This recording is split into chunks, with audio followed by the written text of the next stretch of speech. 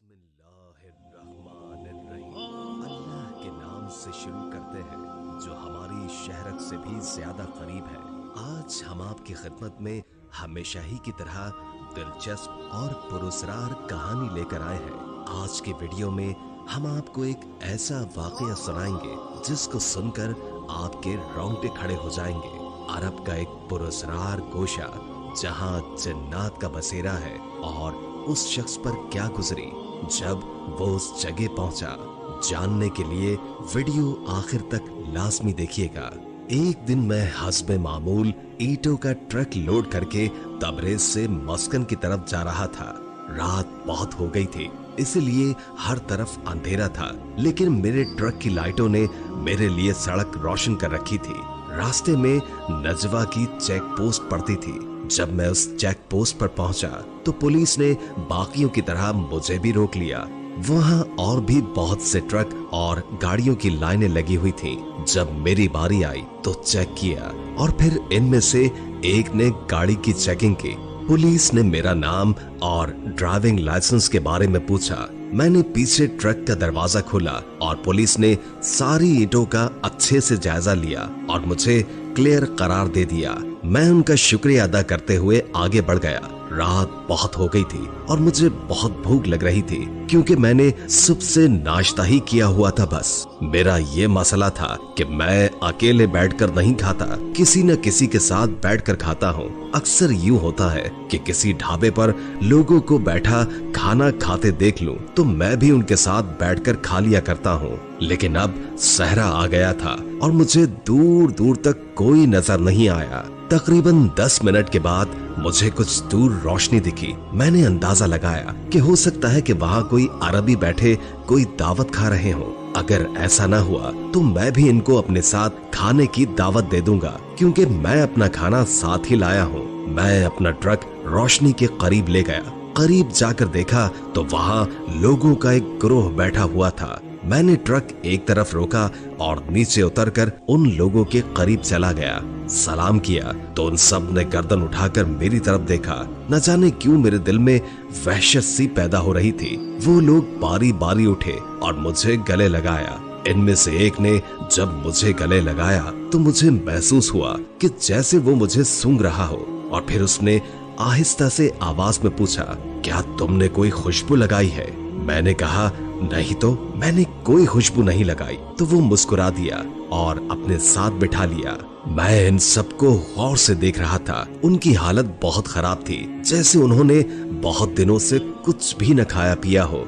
बाल बिखरे हुए थे, आंखों के नीचे बड़े बड़े हल्के और जिस्म बिल्कुल लागर सा था। इनमें से कुछ के हाथ तक कांप रहे थे।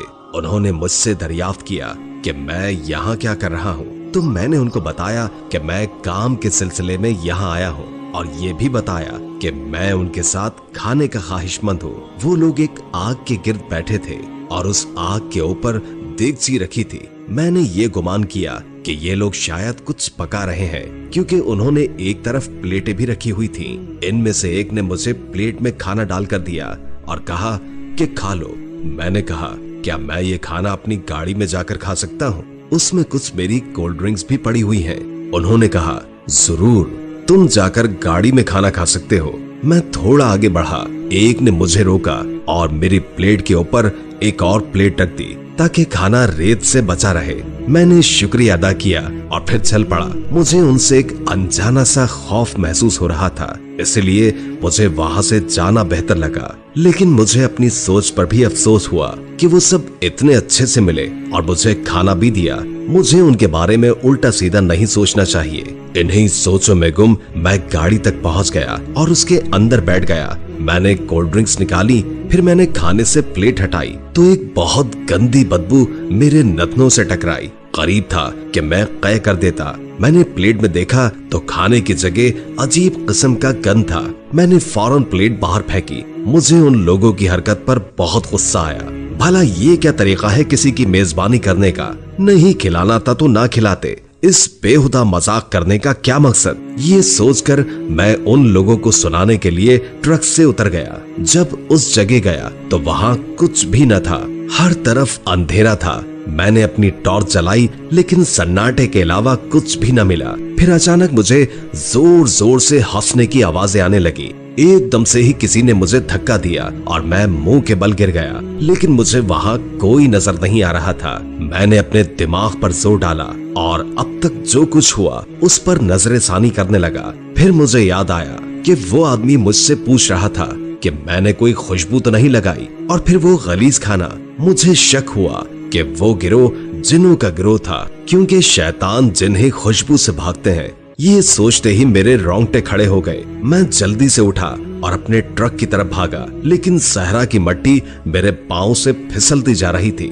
मुझे ऐसा महसूस हो रहा था कि जैसे किसी ने मुझे जकड़ लिया हो। अचानक मुझे हवा में उछाला गया। मैं हवास पाख्ता हो गया। मुझे कुछ साए नजर आ रहे थे। मुझे कभी कहीं फेंका जाता तो कभी कहीं। मैं बहुत थक गया था। फिर मैंने देखा कि मेरे ट्रक को हवा में मौलिक किया गया है और अचानक ही ट्रक को छोड़ दिया जाता है और जमीन पर जबरदस्त धमाका होता है। एक ईंट उड़कर मेरे सर पर लगती है और मेरे सर से खून बहने लगता है। मेरी हालत रोने वाली हो गई। फिर मैंने देखा कि तबाहशुदा ट्रक मेरी तरफ बढ़ रहा है। मुझ में हिलने जुलने की सकत खत्म हो चुकी थी। मेरे दोनों बाजुओं को सीधा किया गया और बाजुओं को ट्रक के टायर के नीचे दे दिया। मैं शिद्दत तकलीफ से कराह कर रह गया। कुछ देर के बाद तमाम आवाजें बंद हो गई। बिल्कुल सन्नाटा हो गया, यहाँ तक कि सुबह हो गई। और फिर दोपहर की तपती धूप में मैं इसी तरह पड़ा रहा।